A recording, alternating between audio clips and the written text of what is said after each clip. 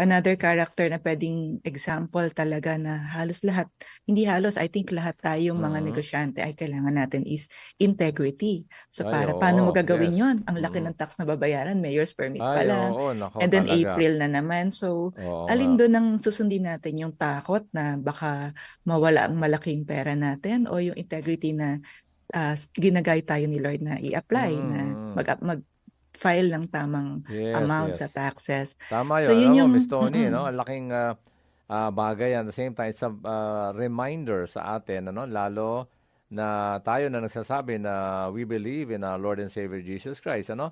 Na kasi yun nga, madaling sabihin, of course, siguro matagal na tayo mga manampalataya. And yet, pag eto na, no? Kunyari, negosyante, siyempre, taon-taon nagbabayad ng taxes.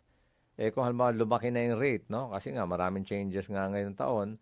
So, kailangan talagang harapin ang katotohanan. Ito yung sinasabi mo na integrity dahil literal na haharapin mo yung mas malaking rate, mataas na rate, mas malaking amount talaga, no, ng buwis. At nararanasan yan, hindi lang naman negosyante, kundi lahat sa atin ang nagbabayad ng buwis. Pati empleyado nagbabayad Yes. ng tax.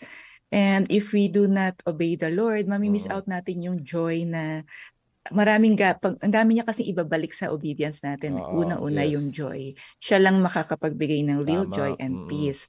Ano pa, yung hindi mo alam, may bonus na growth sa character mo na kaya ko Oo nga pala, eh. by God's grace, not by your own by your Oo. own strength, na kaya ko pala. So magkakaroon ka tuloy ng yung nag-grow yung faith mo, knowing na yes, hindi mo kaya ko, ikaw lang. Lalo Oo. na kung Tama. advice sa'yo is very powerful na, alam mo, ito yung style dyan. Di ba mahirap Oo, pag may ganung mga oo. advice? Kasi sasabihin, pwede tayo makaiwas dyan, makakabawas tayo dyan, ano? Siyempre, usapang legal ang pinag-uusapan. Sometimes, above board na, no? O kaya parang umiiwas na sa yung tama. So, hindi na maganda yan. Kailangan, kung ano yung nararapat, nakakalugod sa Lord, yun ang gagawin natin. Of course, madaling sabihin, ano? Pero sa grasya ng Lord, magagawa naman natin. Tama.